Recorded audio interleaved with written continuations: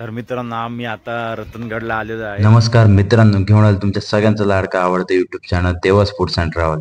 तर मित्रांनो, आज आपण आलोय अमृतेश्वर मंदिर रत्नवाडी येथे. तर मित्रांनो, तुम्हाला मंदिराची थोडक्यात माहिती आणि थोडा इतिहास सांगतो. असं म्हणतात की समुद्र मंथनाच्या 14 रत्नातून अमृतेश्वर मंदिर आणि तीर्थ तयार झाल्याची कथा आहे. इतिहासानुसार 10व्या शतकातील झंज राजाने गोदावरी ते भीमा नदी दरम्यानच्या प्रमुख 12 नद्यांच्या उगमस्थळी सुंदर शिवालयाची निर्मिती केली. यापैकी प्रवरा नदीच्या उगमस्थानी रतनगडाच्या पायथ्याशी असलेले हे एक अमृतेश्वर महादेव मंदिर. विशेष म्हणजे या मंदिरात नंदी, गाभारा, सभा मंडप आणि शिखर अशी सगळी रचना केलेली आहे. तसेच या मंदिरास पूर्व आणि पश्चिम असे दोन्ही प्रवेशद्वारे आहे. मंदिराच्या रचनेत थरयुक्त चौरस तळघड असून वर नक्षीकामाने सुशोभित आणि चौरस्कृती खांब आहे. विशेष म्हणजे या मंदिराच्या गर्भगृहाच्या दारात कीर्तिमुख, शंख, कमळवेली असून मंदिरात प्रकाश येण्यासाठी जागोजागी दगडी जाळ्यांची रचना केलेली आहे. या मंदिराच्या शिखरावरही कोरीव जाळीदार नक्षीचे उभे थर आहेत. त्यावर पुन्हा शिखरांच्या छोट्या प्रतिकृतींची रचना आहे. शिखर 4 भागात विभागलेले असून वरती आमलक आहे. 15 ते 16 मीटर उंच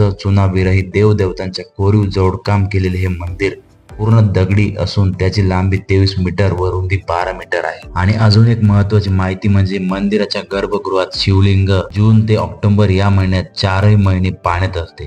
ऑक्टोबर नंतर हळूहळू पाण्याची पातळी कमी होते. शिवलिंगाखाली जिवंत झरा असल्याचे सांगितले जाते व ते अमृतवाहिनी प्रवरा नदीचे उगमस्थान असल्याचे मानण्यात येते. या मंदिराला 4 मार्च इसवी सन 1909 रोजी राष्ट्रीय संरक्षित स्मारक म्हणून घोषित करण्यात आले आहे.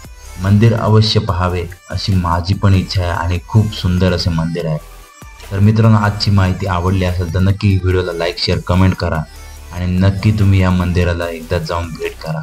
खरंच खूप छान मंदिर आहे. हे मंदिर नाशिक शहरापासून फक्त 75 किलोमीटरच्या अंतरावर आहे आणि संदन व्हॅली पासून फक्त 10 किलोमीटरच्या अंतरावर. तसंच या मंदिराच्या आसपास तुम्ही गेलात तर तुम्हाला इथे रतनगड म्हणूनही ट्रेकिंग पॉइंट आहे, तुम्ही तिथे जाऊ शकता. हे मंदिर पूर्ण कळसुबाई अभयारण्य या भागात वसलेले आहे. तर तुम्ही नक्की इथे व्हिजिट करा.